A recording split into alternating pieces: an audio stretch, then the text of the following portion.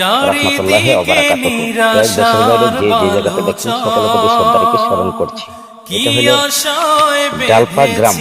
আসলে ডালপা গ্রামটা আমার কাছে মনে হচ্ছে যে ঐক্যবদ্ধ গ্রাম। কেননা এই যে পশ্চিম পাশে দেখতে পাচ্ছেন ঈদগানা, এটা কিন্তু ঈদগানার ময়দান। তো ঈদগানার ময়দানের ভিতরে এই যে গাছপালা তরুলতা যেভাবে সাজিয়ে রাখছে, আমার কাছে মনে হইলো যে সবচেয়ে বড় ইবাদতগাহ হিসাবে আমার কাছে গ্রহণযোগ্য।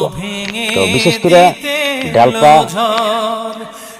এই গ্রামের মানুষ আসলে ঐক্যবদ্ধ, তাতেই প্রমাণ হয় যে কেননা এই যে গাছপালা তরুলতা যেভাবে তারা সাজিয়ে রাখছে, ঈদগার ময়দানে যত বড় বৃষ্টি হোক না কেন অবশ্যই মুসল্লিদের গায়ে এক বিন্দু পরিমাণ বৃষ্টি পড়ার সুযোগ থাকবে না।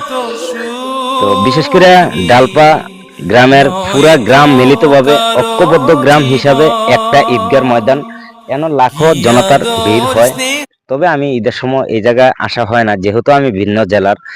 তো বিশেষ করে প্রত্যেকটা ঈদগার ময়দানে অবশ্যই আমি মুসলমান ভাই বন্ধু যারা আছেন সকলকে আমি একটা অনুরোধ করব, দয়া করে প্রত্যেকটা ঈদগার ময়দানে এমন গাছপালা তরুলতা দিয়ে সাজিয়ে রাখবেন, তাইলে হয়তো মুসল্লিরা ওয়াজ শুনতে অনেক মজা পাবে।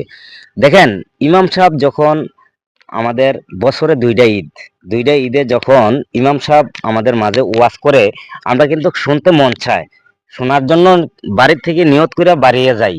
কিন্তু বাড়ির থেকে যখন নিয়ত করে বাড়িয়ে যাই, ঈদগার ময়দানে গিয়া গরমের জন্য, গরমের লাগিয়া তাপমাত্রার কারণে আমরা ওয়াজ শুনতে রাজি থাকি না। তো এটা কিন্তু ইমাম সাহেবের দোষ না। তবে ডালপার গ্রামবাসীকে সকলকে আমার অন্তঃস্থল থেকে সকলের প্রতি দোয়া রইল, শ্রদ্ধা রইল। সবাই ভালো থাকবেন।